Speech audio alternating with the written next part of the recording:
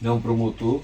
E o doutor disse assim, Alberto, as pessoas não imaginam que a gente também é uma categoria, né? É uma categoria. Bom, e que ralou muito, né? Como ele estava falando aqui, o concurso, né? O ralo, o funil para ser juiz no Brasil, né? E principalmente naquela época, sem desmerecer a atual época, a gente sabe que não é simples, não é fácil. Imagine que a gente acha que um juiz é endeusado no aspecto de que é um ser que não tem suas limitações, não tem suas dificuldades.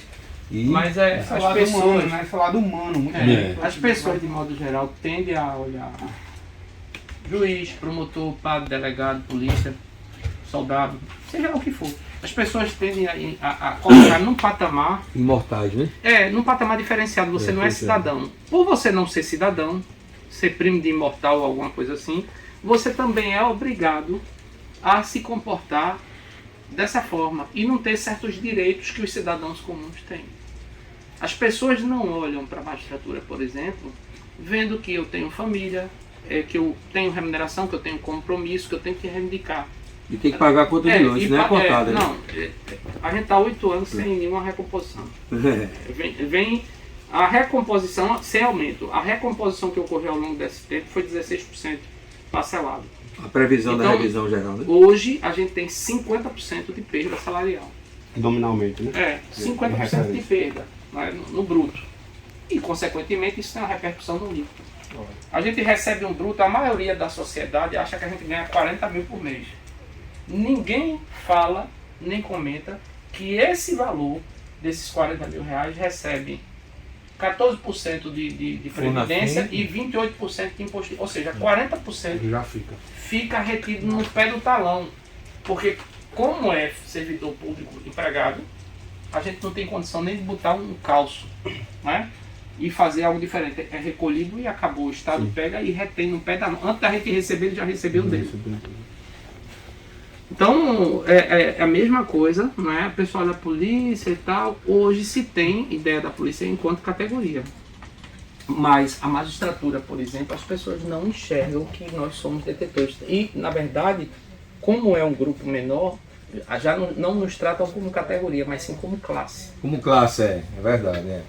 E há uma diferença, né? E pior, nós não podemos nos sindicalizar.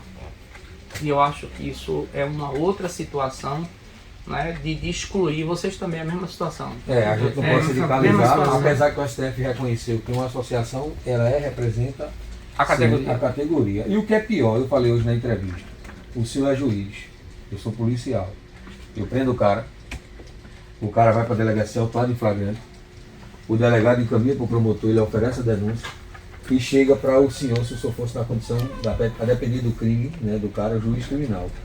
O senhor julga o cara é preso. Quando chegar as eleições, todos nós que fizemos o que está dentro da lei não vamos poder se candidatar se não estivermos na quarentena. E o cara vai poder se candidatar.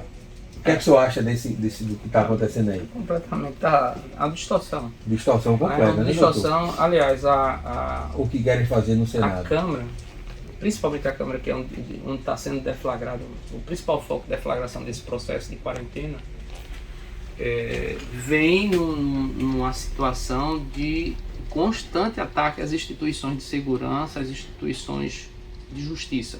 É verdade. É uma sequência. A lei de abuso de autoridade, o que foi?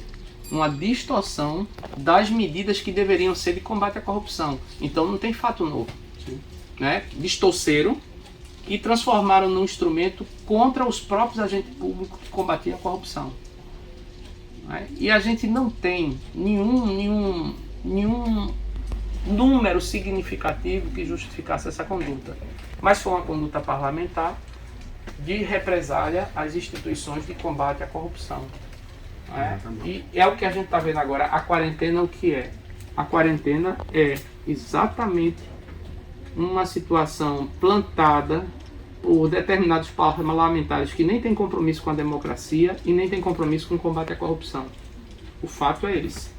Se a gente olhar a votação como foi apertada, já dá uma sinalização disso, né? Porque foi 200 e pouco a 200 e pouco, um número bem apertado, a diferença pequena de votação. Né? E algo que já havia sido aprovado, eles Isso, botaram o destaque, retornaram, fizeram uma manobra. trouxeram uma manobra de emenda aglutinadora em plenário para poder gerar essa situação.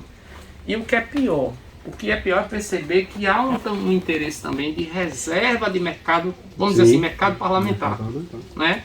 Tanto de alguns profissionais da área de segurança, que eu fiquei besta com isso, tanto de alguns profissionais da área de segurança militar, quanto também de parlamentares, e não permitir a oportunidade do ingresso na política de pessoas que têm um cunho de seriedade, que têm um voto de opinião, que traz uma história.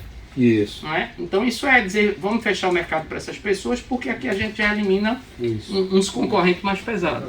Mas são mecanismos que a gente vem vendo acontecendo, mecanismos altamente democráticos, né? A gente vê isso acontecendo.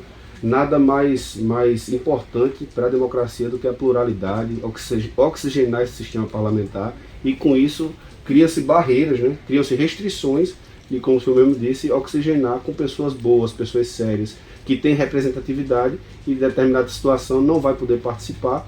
Por quê? Porque está havendo uma quarentena forçada e que não representa o interesse da população. É a mesma situação do que nós estamos fazendo aqui.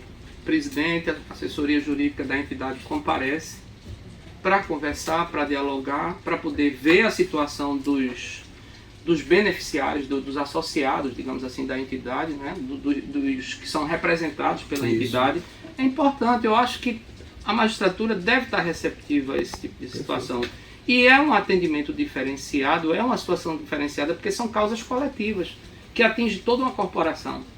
Então a gente está aqui à disposição para poder receber, conversar, entidade tal, sindicato tal, da mesma forma que a gente tem questões aqui do sindicato dos servidores do judiciário. Eu tenho processos aqui que eu mando cientificar o presidente do tribunal para cumprir ou para questionar ele, como juiz de primeiro grau, porque ele é presidente do tribunal, mas ele é um gestor de um poder. Claro. Então, isso não impede que nós tenhamos uma providência, vamos dizer assim, judicial contra o próprio presidente do tribunal. É importante ter esse diálogo, porque às vezes fica mais esclarecedor. Vocês trazem o problema para a gente conversar, e a gente vai dialogando e às vezes encontrando soluções que nem estavam assim no cenário do próprio magistrado. A gente quer agradecer, doutor, aí a oportunidade de visitá-lo, dessa abertura que o senhor nos deu, porque isso é importante para a categoria. Obrigado ao senhor, viu? Deus o abençoe e boa sorte aí, que essa quarentena caia. Se Deus quiser.